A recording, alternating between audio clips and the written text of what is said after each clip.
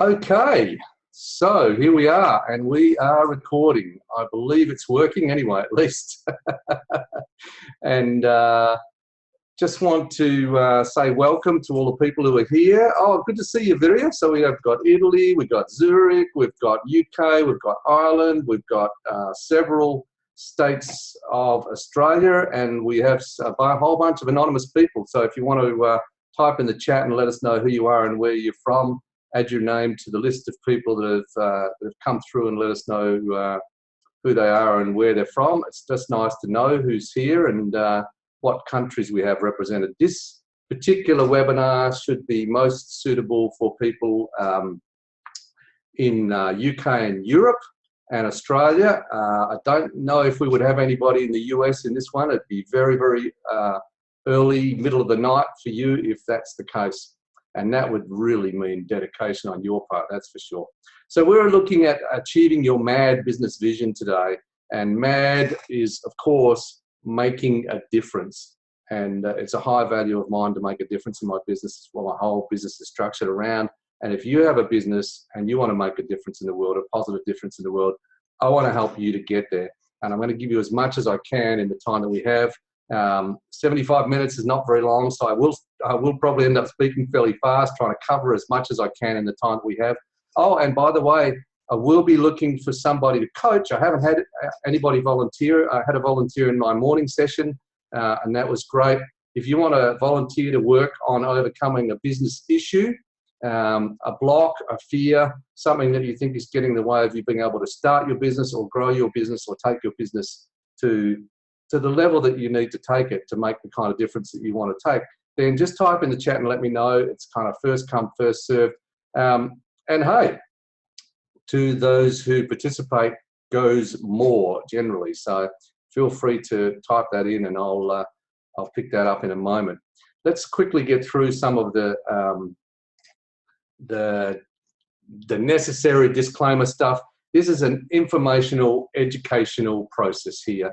It's not medical advice, and nor is it specific business advice, because I don't know your individual circumstances, and therefore this is only general information.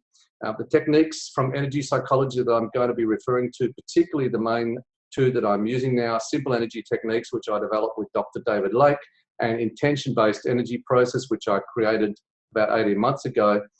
While those techniques have caused impressive results for a lot of other people, there's no guarantees that they're going to work for you in that particular way or be as painless as they have been for others. Therefore, also given that they are still considered experimental techniques, you have to take full responsibility for your own use of them and your own mental health, and consult your physician or mental health professional if you're dealing with mental health issues. You are the one who's responsible for the results in your business. Okay, just some quick housekeeping and ground rules. The call is being recorded. By participating, you give permission to being recorded. Obviously, unless you come online and volunteer, I won't be recording your voice or your image unless you choose to be coached by me. But if you type in the chat, obviously your name and what you type in there will be recorded, and that's part of the process. I'm going to take live questions as we go, and feel free to type in the chat. However, when I'm doing the coaching session, I'm going to ask you to keep that all quiet so that I can totally focus on the person or people, if we get time, that I'm coaching with. So a reminder, I am going to actually coach one volunteer, possibly two, more likely one, I think, with the short time that we have. And if you already know the tapping process, then you know that if you tap along, you'll be able to borrow benefits and gain results on your own issues. Number one, just by doing the tapping, which is going to help to calm and soothe your nervous system, which can get activated associated with business issues. Okay, so this is what I'm aiming to do this afternoon for me, morning for those of you who are in the UK and Europe. I want to help you release any resistances that you have to starting or growing your business to make more of a difference. I'm going to give you as much information as I have time for, and also want to help you to learn how to use the techniques, the energy psychology techniques, in order to be able to change the way you feel about getting into action and taking that action, and help you to get going. Because ultimately it's the action that you take that makes the most difference in terms of your results. I don't often do this, but I think it's important for some people to understand, oh look, I'm wearing the same shirt on the video as I was in the photograph. My son took that photograph of me. I've been doing personal development since I was 17 years old. I had a life-changing experience at that time. I was failing all of my courses massively. I was told by a teacher that I would never recover from my massive failure. And I had the very good fortune of being able to pick up a book called Think and Grow Rich.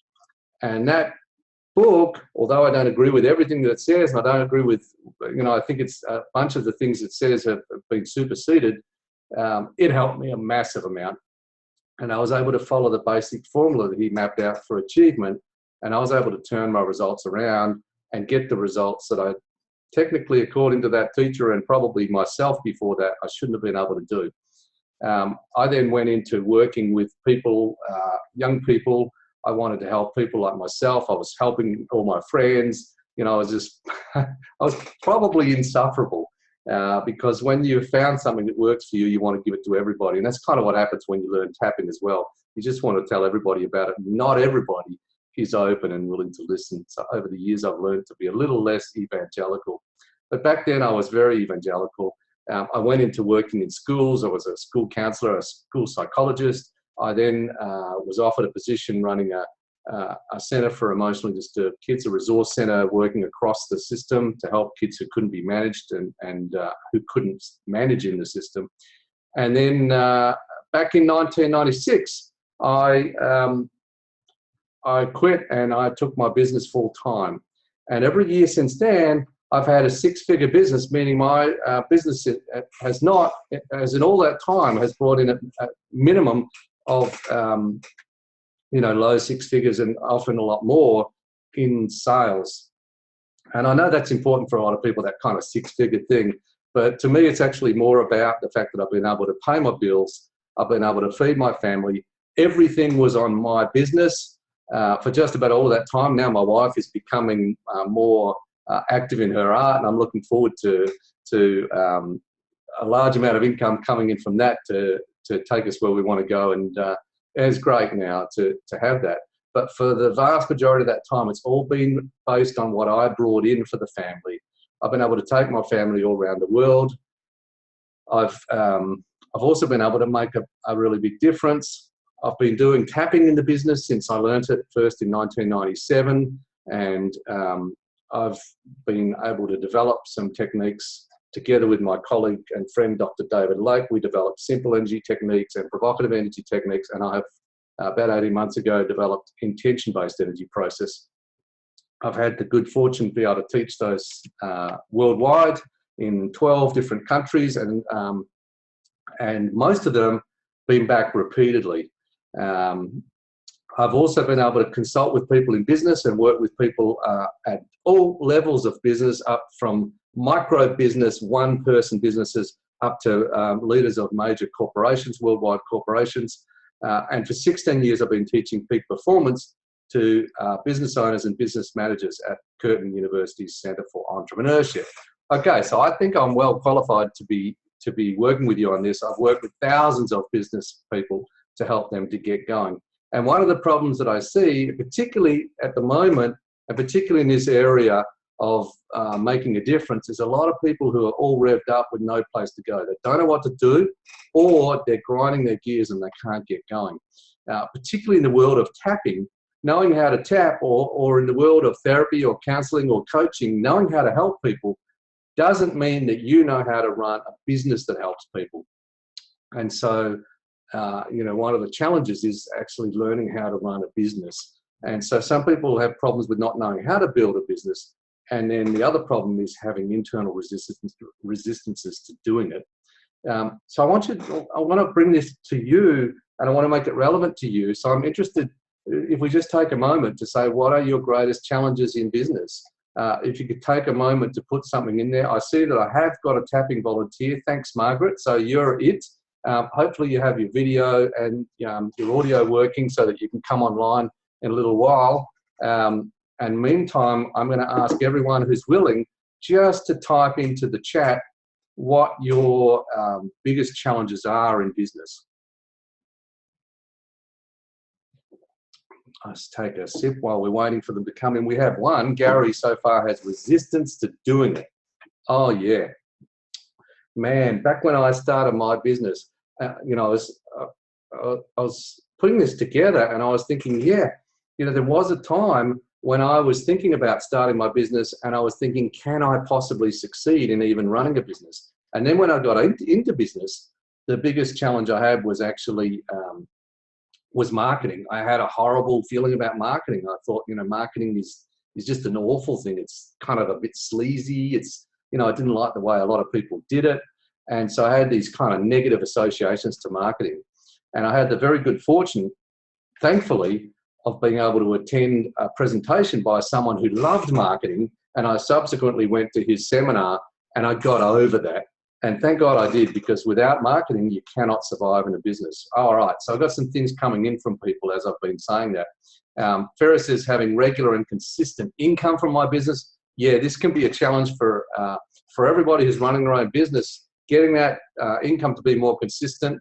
Like in my country, in December and January, nobody does anything. The world stops for Christmas in this country and nobody does anything. So over the years, that's been a constant area of me ironing things out.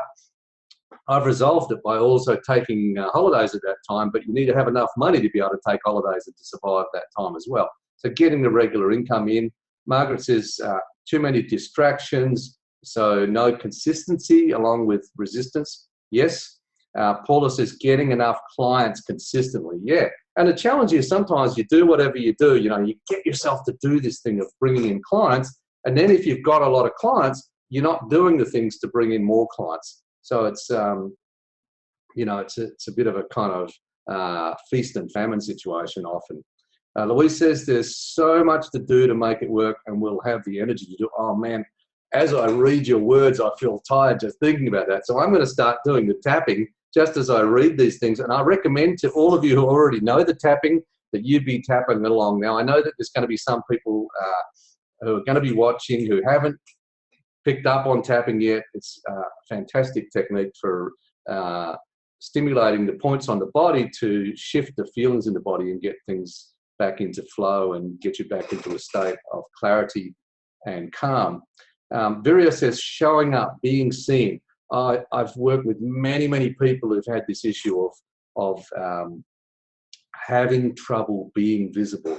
In fact, if you don't mind, I typed out, well, I cut and pasted recently in my newsletter I sent out and asked people about their biggest challenges.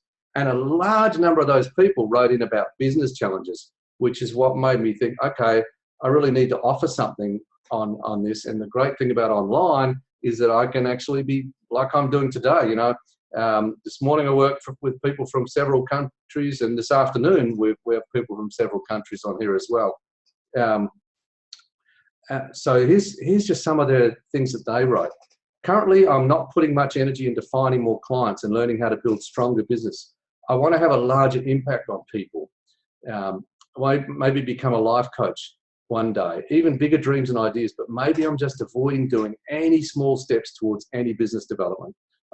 Fear and procrastination, not sure how to run a business and how to commit to it.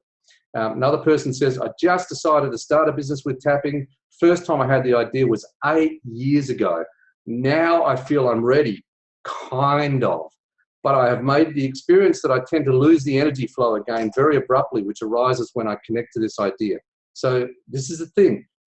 Just like when you set a personal goal, when you set a goal in your business, up comes your own internal blocks that you have to resolve in order to be able to get there. Someone else says, right now I have concerns about sitting down to my computer and doing the things that need to be done. Another person says, I start to feel invisible, which leads to feelings of being unworthy and unimportant. Another person says, main challenge in my life is my business. I've been doing this for 2 years, so it's still new. Feel on top of the world when I'm booked with clients, and then when things slow down, I start to panic and get worried. Need help with scarcity thinking, how to market, where to get the word out. Another person says, in my business is where my doubts surface the most, my fears come up. I react to perceived rejection, a sense of disappointment when things don't work out as planned. Even after great insights, and I sometimes slip back into listening to the judgmental thoughts that enter my head. Sometimes it hurts when I don't have clients, or I notice worries about whether I'll earn enough next month, etc., etc. Someone else says, my therapy practice is to all intents and purposes non-existent to the point where I'm questioning whether this is what I'm meant to do. I know I'm resisting my therapy practice despite being drawn to it and actually knowing in my heart of hearts it's really what I'm meant to do. So this kind of internal push-pull, this is the kind of stuff that I want to help you to be able to iron out. And as I say, I'm going to give you as much as I can of this. Obviously, ultimately, I can't do everything in this webinar, but I'll do as much as I can in the time that we have. And I'm hoping that some of you will want to follow up with me with some coaching. And I'm basically putting my business program online. I'm going to give you kind of an overview of that today. One person says, basically what I need, Steve, is help moving through this, getting out of my story and being able to put my energy into helping others. That is it, the whole box and dice right there. Getting out of your story, or getting your story out of you, so that it's out there as a story rather than controlling the process, because those stories can be really disempowering. Another person says, I want to break out and be myself. I'm playing too small. I have great, excuse me for using this person's words, I have great shit and I'm aiming too low. And another person says, my coaching business worries are I'm not good enough, don't know enough, haven't got a certificate, they won't like me, I charge too much, I won't be able to deal with their trauma. This is the kind of stuff that happens all the time. It's kind of like, these things are like, how much training have I done? Do I need to do more training? Can I go out there the way I am? While I've been reading that, Sue has said, fear of criticism and resistance from more established professions. And yeah, this is a legitimate thing. I was mentioning this morning, you do have to manage that risk. In some countries, you cannot say, for example, that you're doing energy psychology unless you are a psychologist. I can use that term because I'm trained as a psychologist, but someone else who does that might be claiming that they are a psychologist or hit with that claim. So you need to manage within the rules that are in your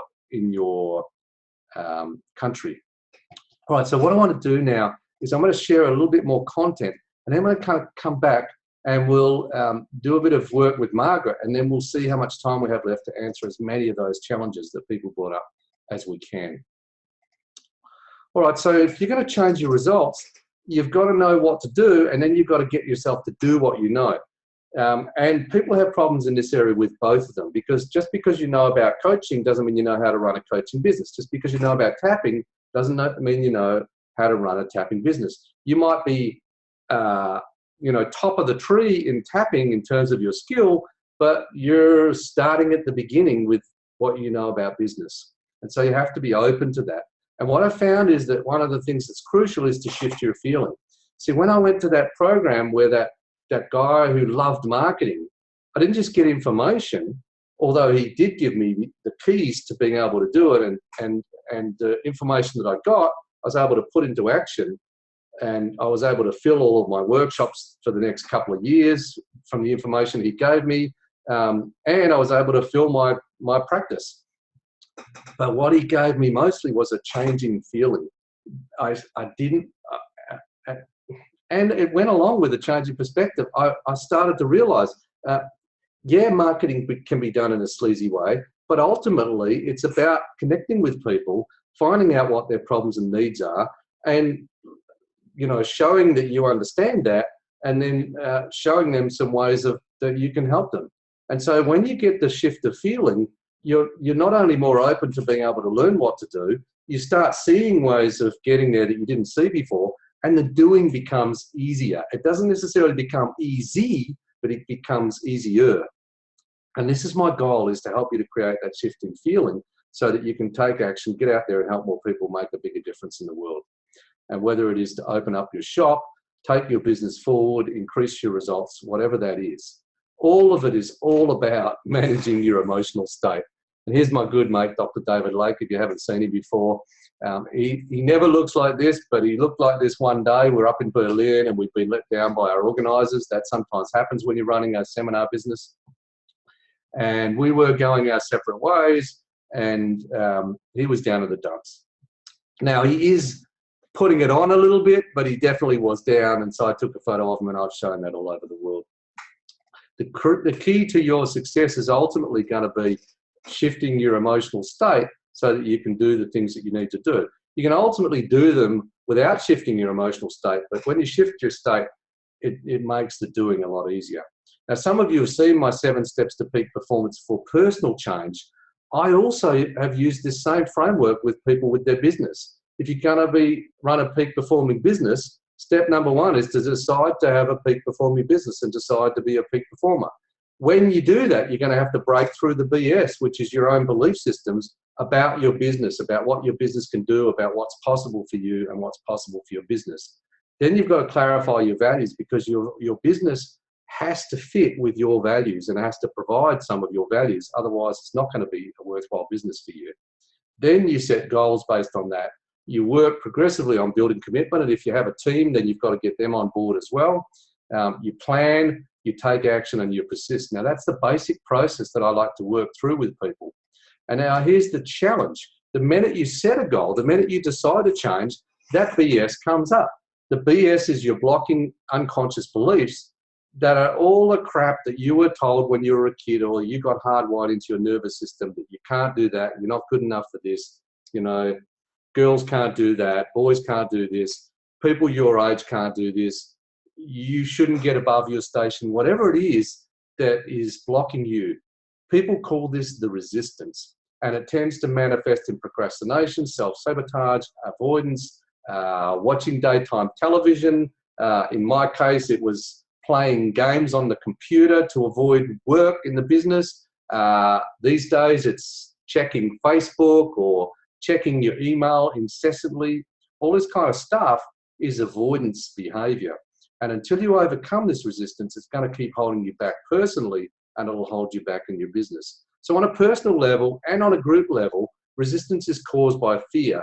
And we can have fear of failure, and we can also have fear of success. As I said, the drivers of that is our unconscious blocking beliefs, which were formed often many years ago. There's also conflicts in our values that parts of us are pulling in different directions.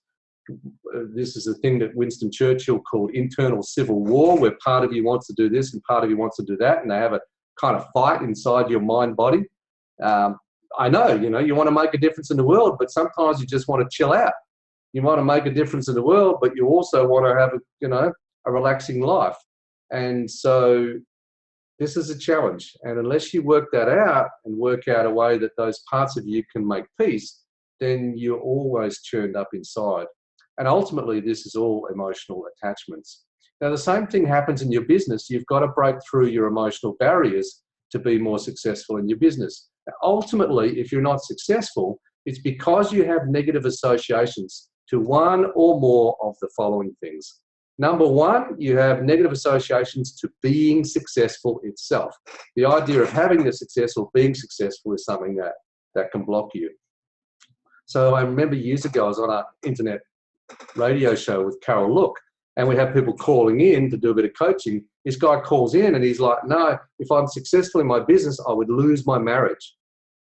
I said, well, do you love your wife? He said, yeah, I do. Well, I said, well, that sucks, because it's lose-lose, see? He can either be, in his mind, he can either be successful in his business and lose his marriage, or he can focus on his marriage and not be successful in business. And that means that part of him is going to be unfulfilled. And ultimately, that's because he has a problem with his version of success, which is a yes-no rather than a yes-yes. I talk about 100% yes, and in my book, 100% yes, I talk about, being unblocked.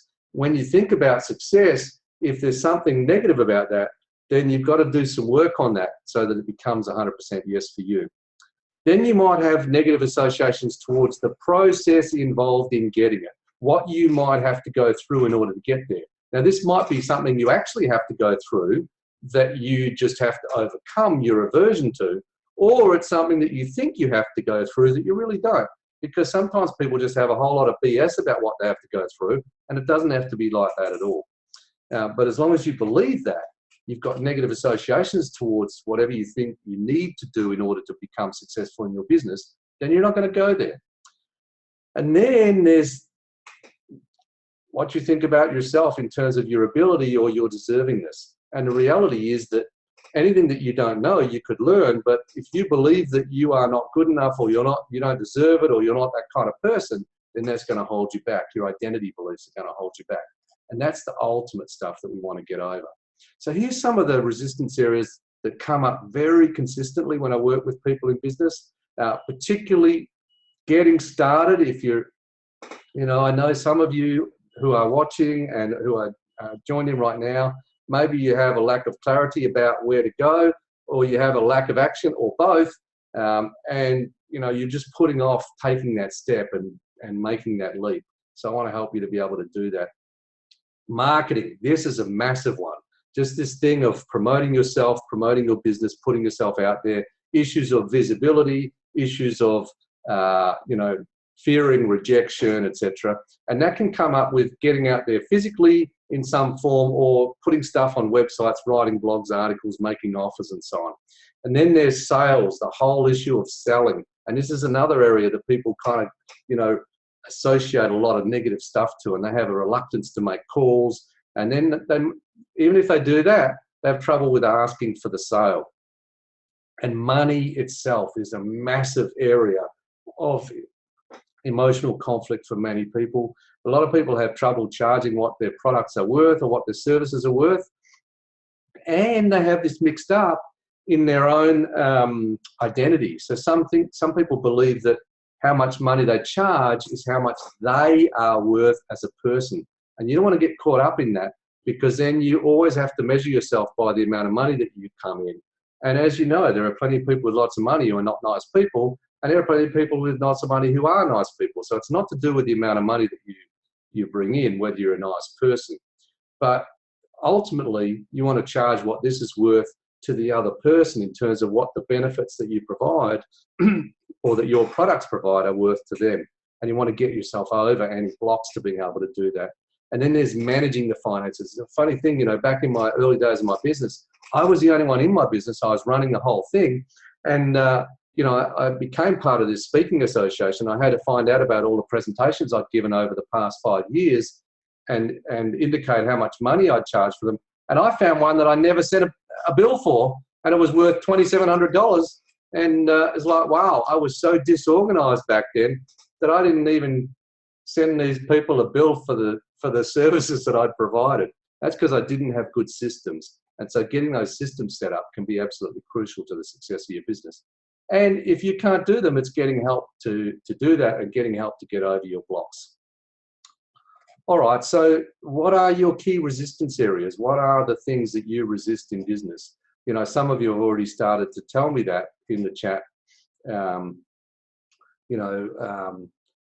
Like fear of criticism, Sue said, and Margaret said too many distractions, no consistency, resistance to actually doing it. Yeah, what are the resistances that you have? Now, I have someone else who's put something in the question. Oh, that's just Vivek letting us know that he's here, or she is here from Denmark. Welcome.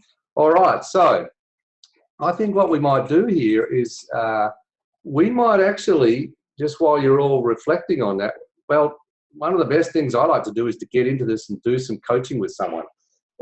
So Margaret, if you want to come online now, I'll tell you what I'll do. I can change you and make you a panelist. So I just need to find you in the list. Let me just scroll through here. Okay, Margaret, you are now promoted to panelist.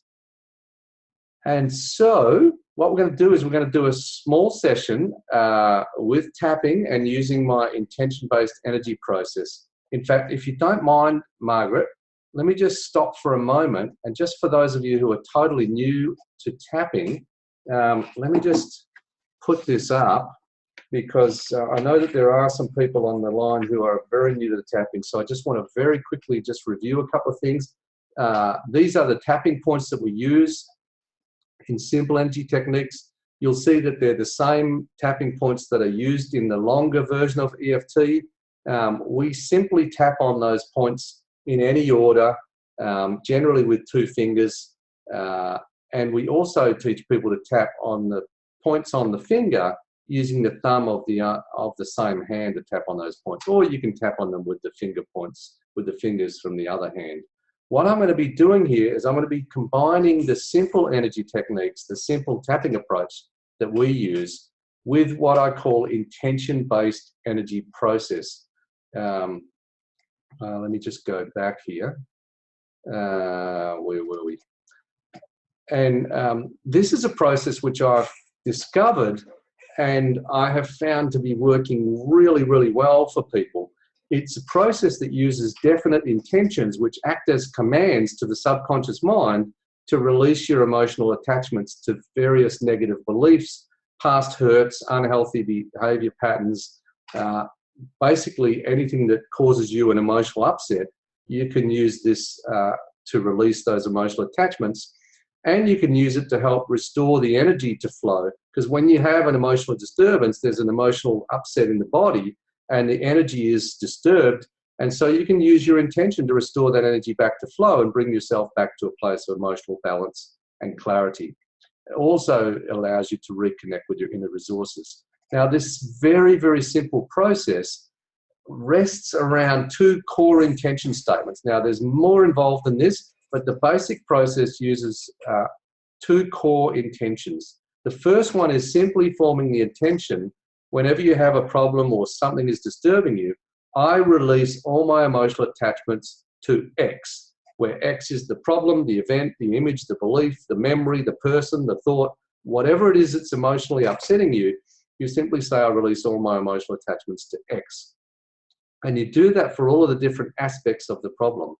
Now, there's also going to be a disturbance in energy flow somewhere in the body associated with any emotional problem.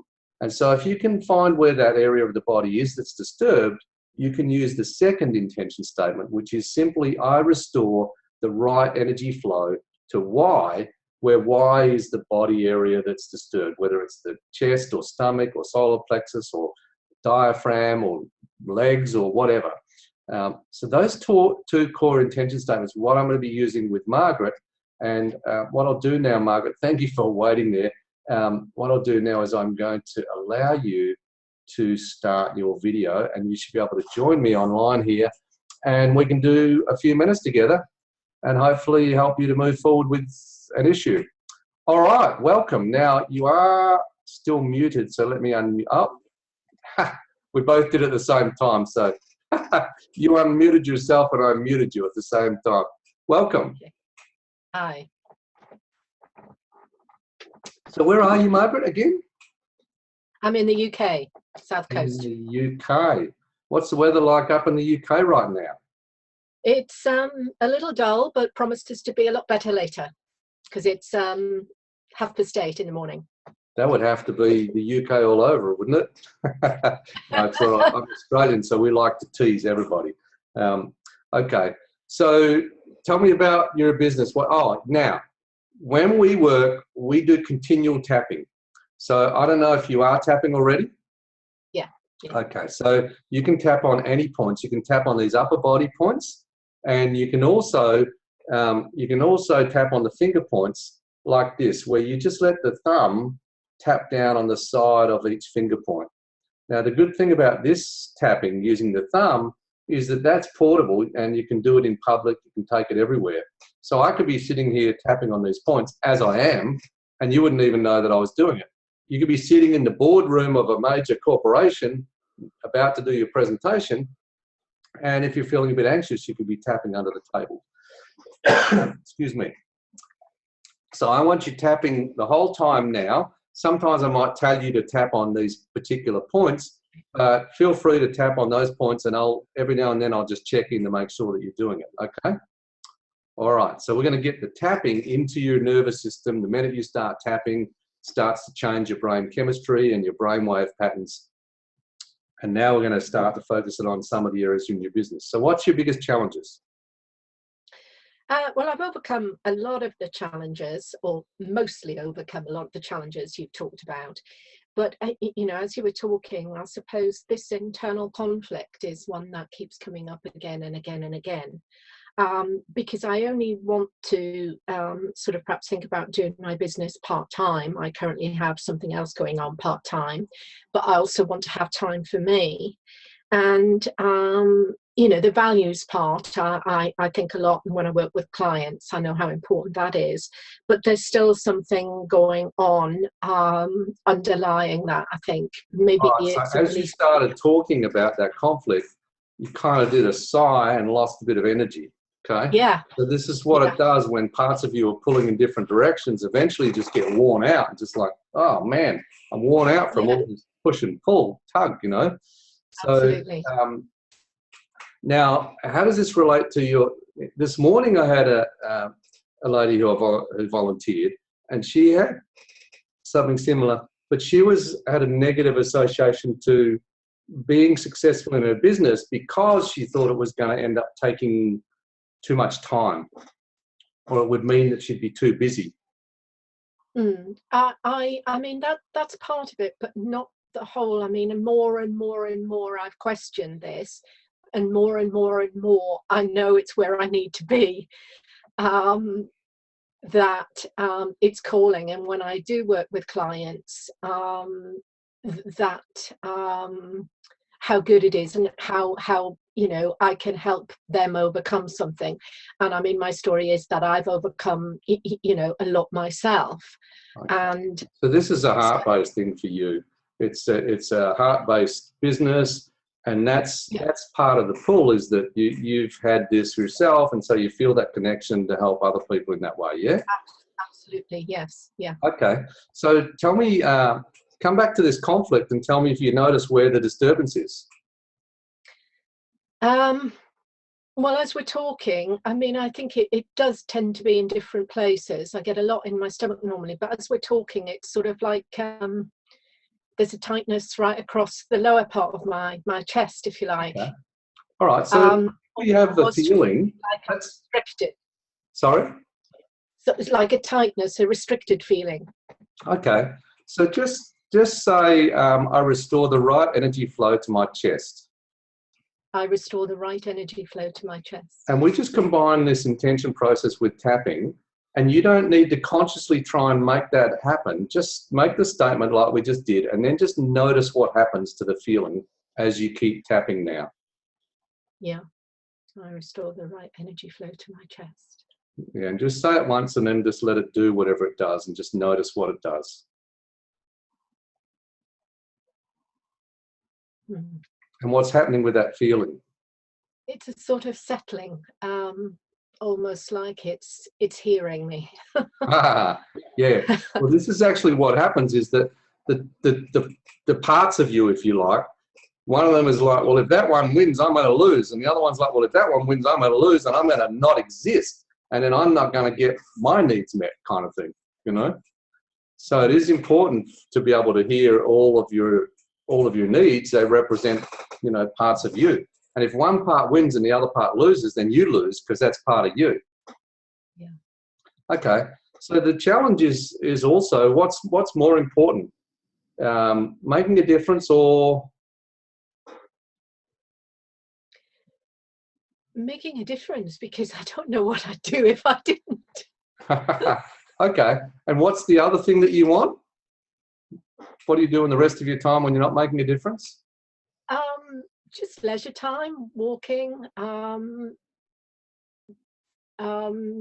doing things mindfully, getting back to some of my creative photography.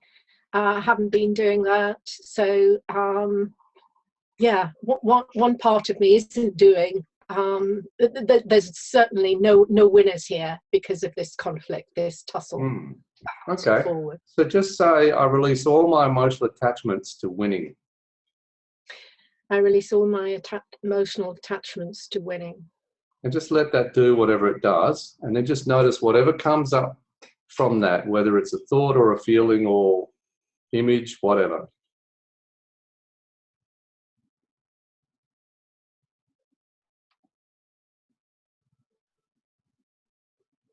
Yeah, I can have, I've got a sort of rough visual picture of something whole, that integration. But on the other hand, there's this underlying thing saying, how do I do that? How do I do that?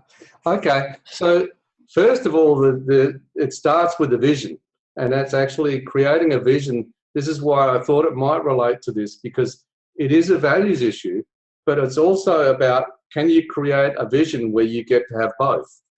Yeah. Or is it going to be a vision where one wins and the other loses? Okay. No, and any vision where one part wins and the other part loses is not a vision, it's a nightmare. Okay. Yeah. True. There's a few of those. So we start with the vision of what we want to create, and then we don't know how we're going to do it when we create it. But without that, you can't do anything, see? Yeah.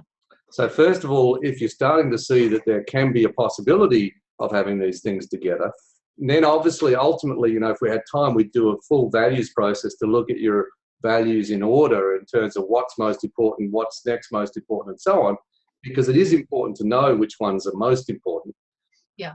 And you've mentioned several, you know, you've got creating is important to you, making a difference is important to you, helping, but so is actually relaxing. Yeah. And I don't know whether it's something like peace or nature or something like that, or whatever it is. Well, being out in nature gives me that peace. That's my reflective time. And I would be willing to bet that if you don't build in a certain amount of that, you don't have enough regeneration to be able to help other people. Yeah. Maybe that part is also fearful that, hey, if you get too busy doing all this, you won't look after yourself and you'll end up sick. Well, I've been there, and I know, although I've been there and I know that I would stop it doing that, there's a period at the moment, this last sort of month or two, where, because I have a problem with my foot, so I'm not able to get out walking. Mm-hmm. So that's also sort of a bit of a dilemma for me, because it's, I can't even do that. Mm. Oh, okay. So there's a bit of self-judgment as well. Okay. Yeah, All right. So just say, I release all my emotional attachments to being a failure as a walker. I release all my emotional attachments to being a failure as a walker. And then just let that do whatever it does. But there's a lot of people who are in this field who have actually got over something, and then they want to help other people with this, but then they know that if they get too busy, that they might end up not looking after themselves, which is very often the case. Yeah. And also, if you've been sick, then your nervous system will throw up scary images of you getting sick just to scare you into not doing that again, kind of thing. Yeah. So what it also means is that there's a little bit more work in putting that in the past. Does that make sense? Yeah, absolutely. Yeah. So I just want to do this other intention statement that I use with you just for now. Just say, in regard to the, I can't remember what you said that you had. What was it? When you weren't well? I had post-traumatic stress disorder and depression for many years. Okay, so just wrap that all up for now. This is kind of, you know, for now kind of thing. Just say I put those experiences back into the past where they actually happened. I put those experiences back into the past where they actually happened. And then just let that do whatever it does, and just notice what happens with that. Mm.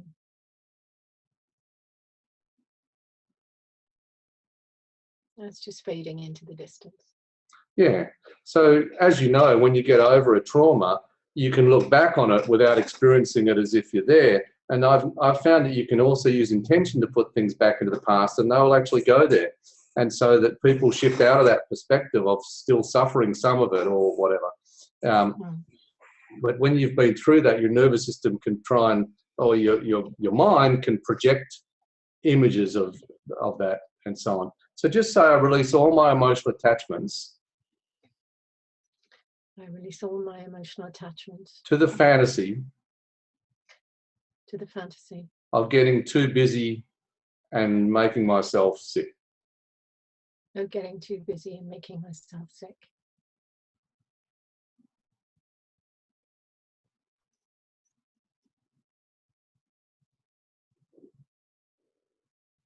And what's happening in your body right now?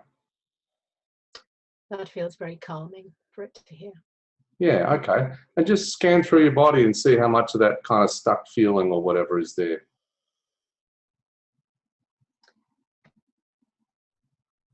No, there's still a small amount of tightness here, but I can feel that calmness. That's going right through me. Okay, so is that like in the middle of your chest or somewhere? No, it's strange. It's like a band. It's almost like I've got a band on that's sort of um, too tight. Okay, so just say I release all my emotional attachments to wearing a band that's too tight. I release all my emotional attachments to wearing a band that's too tight and something that doesn't fit me anymore. And just let that do whatever it does. Mm. Yeah, it's releasing because it knows it doesn't need to be there anymore. Hmm.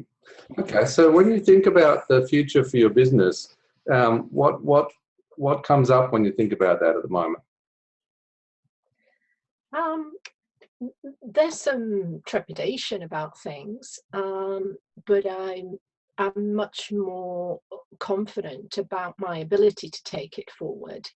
It's allowing these distractions in, and especially I've been low in energy recently and not sleeping, so it's everything gets, all of those beliefs get magnified Okay. at that period of time. So let me give you a suggestion, because when you aren't sleeping, that can affect the state that you're in, and then you have trouble being clear and all that kind of stuff. So one of the things that happens when we're not sleeping is that we then get upset about not sleeping, and that just makes things worse. So I've been using the intention statements very effectively to stop that monkey mind and all that kind of stuff at night time. And, I gave it to my wife. It's worked really well for her, and every client that I've mentioned it to, it works for them. So it's simply just anytime you're thinking over things or you're upset about this or whatever it is, even, I don't know, are you aware of the kind of things that you're thinking when you're not sleeping? I tend to wake up and then can't get back to sleep. And I've, gone through a whole process of, I'm not always consciously worrying about things or thinking about things, because I know, as you say, that doesn't get me anywhere. But then it's just that difficulty in getting back off. And then, of course, I just wake up feeling pretty foul. Only in the UK that they would call it getting back off. If you said that in Australia, it would mean something completely different. Anyway. And I won't ask. But you can simply use the intention statement and say, I release all my emotional attachments to, I can't get back to sleep, for example. I release all my emotional attachments to not getting enough sleep. I release all my emotional attachments to, I'm still awake, or whatever it is. Does that make sense? Yeah. And you just simply, whatever the thought is, you just simply put that in the statement as it is. So I release all my emotional attachments to blam, whatever the thought is, whatever it is that's disturbing you. And then when you've had some good sleep, then I want you to have another go at doing the vision for your business. And when you look at the vision for your business, make sure that all of those, you ask for everything that you want. It's one thing that Dr. Larry Nims taught us, is when you're asking, ask for everything you want, And Jim Rohn says the same thing. He says, don't go to the ocean of abundance with a teaspoon, So yeah, it's funny because at the beginning somebody said something about playing too small, and that struck a chord. Yeah. Okay, so just say, I release all my emotional attachments to playing too small. I release all my emotional attachments to playing too small. And sometimes you can also do it on the opposite. So just say, because you might have negative associations to the idea of playing big and what that might mean, because then you'd have to be bigger and you'd have to be busier and you'd have to be whatever. And so just say, I release all my emotional attachments to playing big. I release all my emotional attachments to playing big.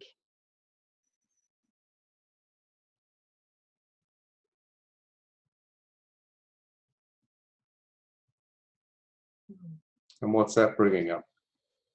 It's bringing up the thought that the business, talking about big and small, will be the right size for me. Exactly.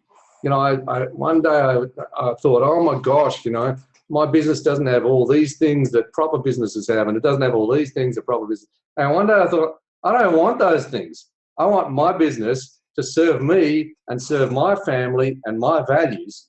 rather than what other people's business do. Because I see plenty of people, I've got some friends, they are, much more successful, quote unquote, in their business, but I wouldn't trade their business and their life for quids, because they don't have any time to enjoy their life. They're always working. So that's not what I want. Yeah. So this is kind of revisiting what you want and starting again with your vision and linking that into your important values, which allows you the space, allows you the nature, allows you the creativity, and allows you to make the difference that you want to make. Yeah. All right.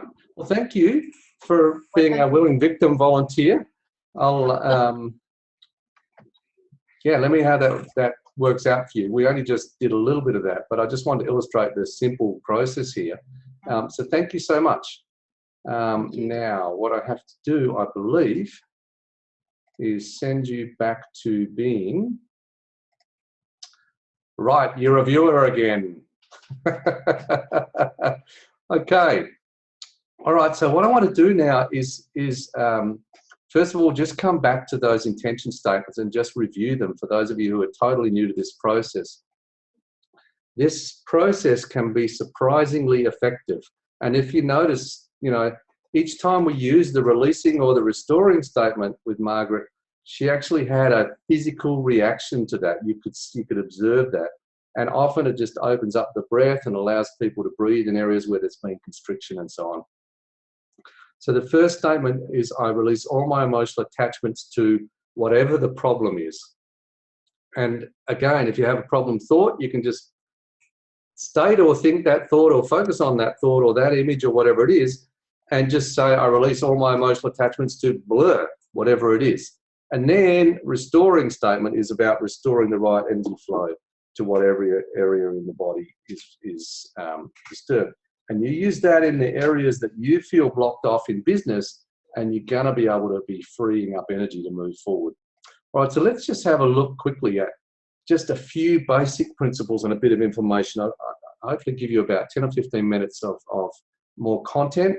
And then for some of you, I'll say goodbye, and others I'll like to introduce you to my business program.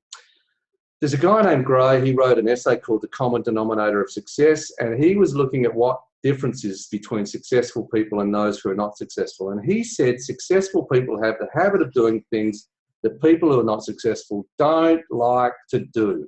They don't necessarily like doing them either, but their disliking is subordinated to the strength of their purpose. What that means is that they have a purpose, a vision, and reasons why based on their values. And this is the thing that's crucial for success in life as an individual. And it turns out that this is the thing that's crucial for success in business. When Collins and Paras looked in Built to Last at visionary companies, they found that the most successful companies that tended to last long term were those that are committed to core values and have an enduring purpose which is driving them. And while their operating practices and their business strategies definitely change over time, the strategies that work in business now aren't the same strategies that worked 10 years ago, and they're not going to be the same strategies that are going to work next year or the year after. So you need to change strategies all the time. You need to change your operating practice in your business, but your core values basically stay the same. And they said even in very large businesses, the importance of an inspiring original vision to enduring success becomes clear. Now, the vision is something which gets set by the entrepreneur. And the business actually needs 3 different personalities within the business. It needs an entrepreneur who sets the vision. This is the person who's like, oh yeah, what about if we did this? What about if we did this? The person that's saying, okay, deciding where we're going to go.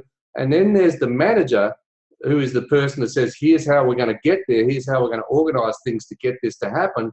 And then the technician or the technicians, they're the ones that do the work. Now, this is actually spelled out in a really excellent book by Michael Gerber called The E-Myth.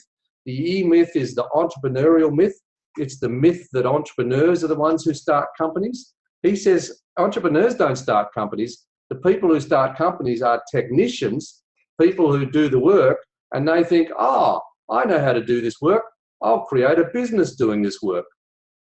And so, for example, someone learns coaching and they're like, okay, I know how to coach. I'll run a coaching business. Someone learns tapping. They say, okay, I know how to tap. I'll run a tapping business.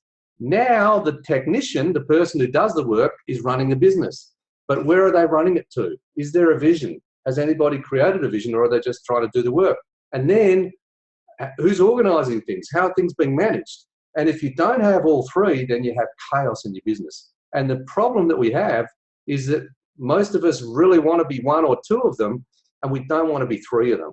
I love to be entrepreneur, and I love to actually do the work. I hate managing stuff, setting up systems. Just turns out, fortunately, I married a woman who's excellent at setting up systems, and so she is our office manager, and that's Louise, and a lot of you will know that. Without her, this business would not survive. Now, if you're the only one doing the business, and when I was the only one doing my business, I had to split my personality so that I did that stuff. And as I just let you know, I didn't always do it well, because sometimes I didn't even send out invoices. And this is the kind of thing that can destroy a business. So you need to ultimately get over it, whether you organize someone to do it or whether you find a way to get yourself to do it. And with tapping, in the early days when I was doing this on my own, we didn't have tapping to get us over the feelings so that we could change the way it feels to be able to go into managing, or to go into doing the work, or to get yourself to do the work that you need to do, or to work on your vision to get over the blocks to being able to see what's possible for you. And I also say, don't start with a vision of your business, start with a vision of the life you want. And this view is not my view, it's the view outside of the house of David Lake's parents, Max Lake and Joy Lake, because they represent to me a couple who were able to live where they wanted to live, have the lifestyle they wanted to have, pursuing Max's passion for wine. And if he didn't have such a passion for wine, and I didn't meet his son, Dr. David Lake, I wouldn't know what good wine is. But the world actually gets to enjoy their wine, and he was considered the father of the boutique wine industry in this country. So he was highly successful in pursuing his passion. But ultimately, the message here is, don't start with a vision for your business. Start with a vision for your life. What values do you need? What are your lifestyle requirements that the business has to provide for you?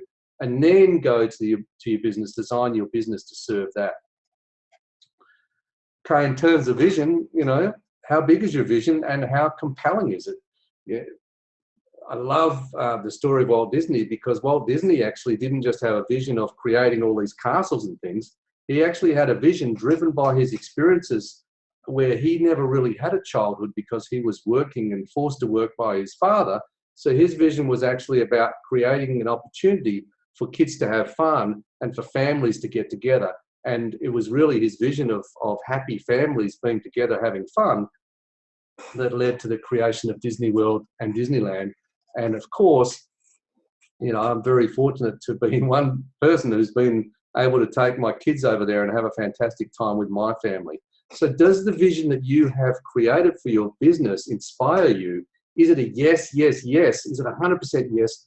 Or is it a yes, no, maybe? And if so, if that's the case, then you've got to go back to your basic principles and say, okay, what's really important to me in my life? What's most important to me? What's the order of those things? This is something that, the basic process, of course, you can work through this in my book, 100% Yes. If you haven't got a copy, it's cheap as chips on Amazon, for goodness sake.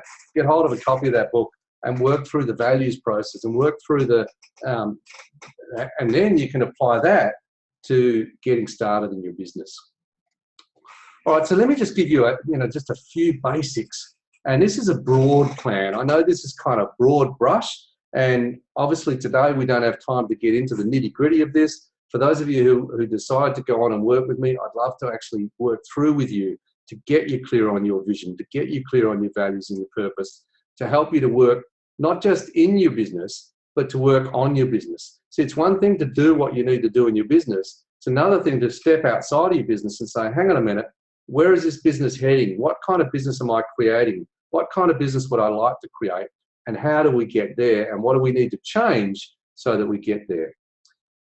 People make big hoo-has about business plans, but honestly, at the basis of a business plan is, where do we want to go?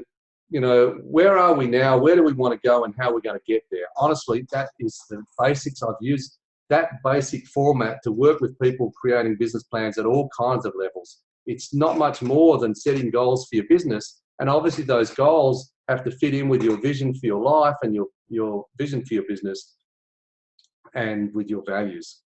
You've got to use some techniques like tapping and YEP and so on to break through your emotional barriers to being able to take the steps that you want to take. I follow good business practices. How do you know what good business practices are? Find out what people who are doing are successful and find out what they're doing and model that. You have to manage risk and you have to manage the threats, but you're never going to be inspired by that.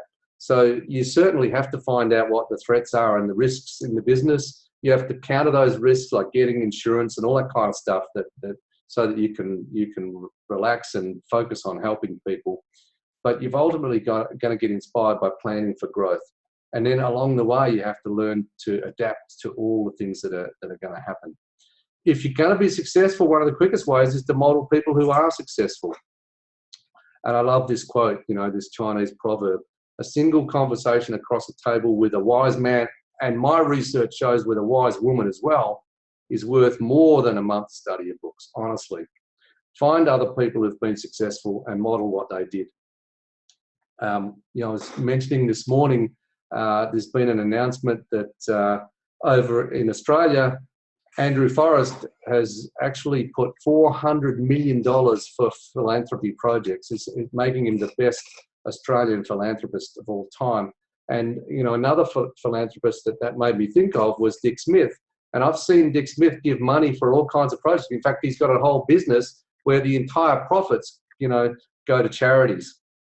And, he's very much into Australia and helping people to succeed in Australia. And he says that what he did when he was setting up his business, he set up, for those of you who don't know, he set up Dick Smith Electronics, which is a highly successful Australian electronics company. He sold that business, and the people who bought it off him weren't able to run it as successfully, unfortunately. But he was very successful in that business and sold it for many millions of dollars. And he said, when I was setting up the business, I went over to America and I went over to the UK and I looked at what people were doing over there that was successful. I just brought that back to Australia and I just copied what they did. You don't need to reinvent the wheel. You can find someone who's already successful and you can model what they did and you can become successful as well. We all need coaches. We all need mentors. I actually have a marketing coach. I'm going to be seeing him this Friday morning. He's up in the USA. I'd be happy to recommend, if you want to write and say who is that. In fact, I'll let you know. It's Robert Middleton. He does coaching for people who are independent professionals like myself. I've found him to be an excellent coach. I wouldn't accept just anyone as a coach. I want somebody who has high ethical principles and also someone who knows stuff that I don't know, who can help me with that and who I get a good feeling about. And so I think you want to do that for anybody who you're going to get to coach you. Now, let me just, okay, sorry. I'm actually going to go a little bit to, oh my gosh. Okay, so we're running really, really close to our time here. Now, Gary says, yes, what is your why? Yes, I think that's crucial, Gary, is finding out your why. What is the reason why you're doing this? Otherwise, you won't be able to put up with the kind of stuff that you have to be able to go through in order to be successful in your business. If you find that why, something that makes it meaningful for you, So I think about the people that I want to help. I think about the people that I have helped, and I think about the people who are suffering, and that just motivates me to get more stuff out there. And over the years, I've actually gone from doing wanting to go into helping people myself and then training people in techniques to help other people. And now what I see myself doing a lot more is helping people to create businesses where they get that help out to other people. And that's one way of actually getting the stuff, the fantastic stuff like energy psychology, the tools of tapping, the tools of intention out there to help as many people as possible. And so I'd love to help you to be able to do that more. And I have created a program. I hope you don't mind me, if it's okay, I'd like to be able to just tell you a little bit about that. I did actually accidentally open up another screen. I did this in the other one too, so I might as well mention that, there's so much content. I've got another 50 pages of stuff that we could go through with some specifics. But if you're going to change, one of the quickest ways is to think about your identity, how you see yourself right now, and then how you'd like to see yourself. Your personal identity is your beliefs about yourself, what kind of person you are, what you're capable of, and so on. And, you know, a lot of people have negative identity beliefs. Same thing applies to your business. So your business identity is how you see your business and how you define your business. And the quickest way to change your business is to change your business's identity.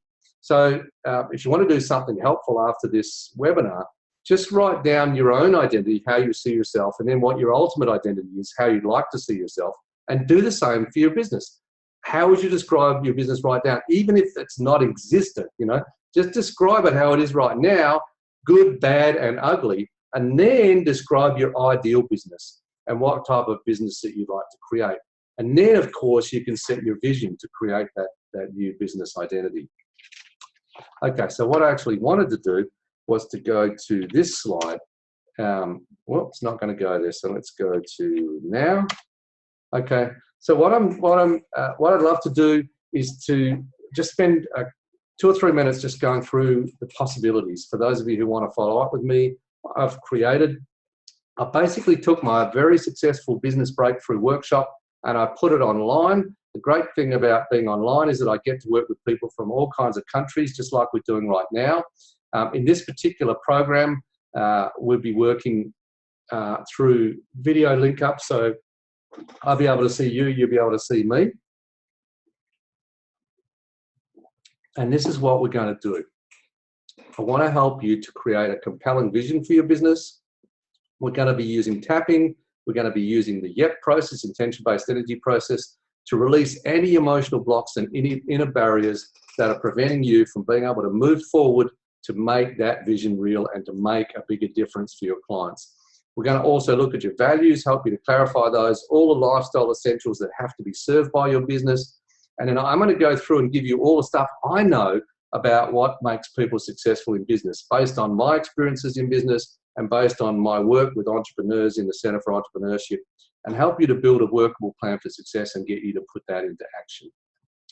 We're going to look at specific business areas, and we'll not just look at skills in, for example, managing the business, marketing and promotion and all that kind of stuff, and selling and managing finances. We'll also give you the tools, and we'll look at specific blocks and barriers that you have around selling your services, around managing your finances, around asking for money, around promoting yourself, around rejection, fears of rejection, getting over your procrastination, call reluctance, self-sabotage, any business-destroying practices. We're going to be applying the tapping to be able to release your emotional attachments to those so that you can go forward and make a difference. And the great thing is you're going to get to network with a group of fellow MAD business builders. This is the first time I've made it a MAD program, so it'll be all people who are in the business of making a difference. And I expect, just as in my other programs, like in the Go For It program, people actually get together and they form lasting relationships with each other, and we have a lot of fun. So here's kind of how it works. We do it via Zoom, and this is my one of my PET groups. These are the culprits in one of my PET groups, actually working with each other. We do live group video coaching calls. In this program, I'm actually putting an extra one. I normally do 6 calls. I'm doing 7 live 90-minute calls. And the program is actually going to be starting on the 4th of July in Australian time. Now, the 4th of July in Australian time, it'll be the 9 a.m. time in Australia will actually be the 3rd of July in the USA. The afternoon time will be just like it was for this webinar. It'll be 3 p.m. Perth time, which up in the UK, I believe, is 8 a.m. and I believe it's like 9 a.m. in most of Europe. It might be a little bit earlier, a bit later, depending on where you are. And then, you know, like eastern states, of course, of Australia is a couple of hours forward of where we are, and then New Zealand is about 4 hours forward on those times. So the way I've scheduled it, we're going to have the first 3 sessions be 1 week apart. We get into it, we get started, and we go deep. And then the next 3 sessions are 2 weeks apart. So we spread a little bit of time out, and then we go away and we do a bit more in our business and come back. And then the 7th session is a month apart, so that you actually go away and then we come back and we troubleshoot and we work out where you're at. Here's what it involves. 7 90-minute live video coaching sessions. Each session we're going to address a specific area of business. I'm not going to be talking the whole time. I'm going to be coaching as well. So we're going to be doing live coaching, and everybody's going to get the benefits of that. And a lot of people are going to bring up the issues that you bring up as well, and you get the chance to bring up the issues. And you're going to have plenty of time to ask questions and get your questions answered. Apart from the 7 live video sessions, we're going to send you the recordings, and I'm going to allow you, just like I did with my last Go For It groups, I'm actually going to send you the recordings for both groups. So you can actually get 21 hours of recordings. You can also sit in on both groups, but you have to indicate one of the groups that you're going to work in, and you'll be able to sit in and watch the other group, or you can just get the recordings. So you're going to have 21 hours of recordings. So you've got your 7 live video sessions, you've got the recordings of each session. We're going to set up a private Facebook group, so everybody's going to support each other and get feedback on your ideas. And I'm going to give you input. So that basically means over the, July to October, you're going to get access to me, providing you with support on what you're doing via that live group. And all that process, the whole box and dice, the 7 sessions, all the recordings, the private group, input from me, all that stuff, it comes out to $5.99. There's an early bird right now for $4.99. These are Australian dollars. It's a lot less in pounds. It's a lot less in euros. It's a lot less in US dollars. And I'm offering the first 20 places for $3.99. I already had 3 people from my Go For It group take up places when I sent this out to them. I've had 3 people from this morning. So the places are already starting to go. And here's where it is. It's EFTdownunder.com/business-breakthrough-online/. Now, those of you who are on the webinar, you are hopefully going to be taken to that page when you leave here.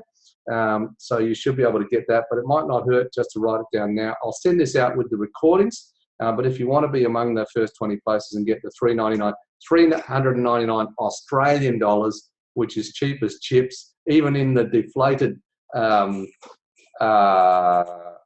pound, it's still a lot less in pounds than it is in Aussie dollar. I think it's almost about 2 for 1 anyway. So a lot cheaper. EFTdownunder.com/business-breakthrough-online/, and that's where you go. Thank you so much for spending the time that you have with me today. I hope that I've given you a few things with your business. I hope that you take away the intention-based process and the tapping, and that you apply them to your vision, that you design a business based on your values, that you are able to make a difference because you're looking after yourself as you do so. And thank you so much for being part of this process with me. I really appreciate that. So, yeah, let me just stop the recording here. And what I might do is I might hang around and answer any questions anybody has. If anybody wants to hang around and ask me some questions about that program, I'll hang around and answer them. Anybody who's watching the recording, feel free to just send them to me via email.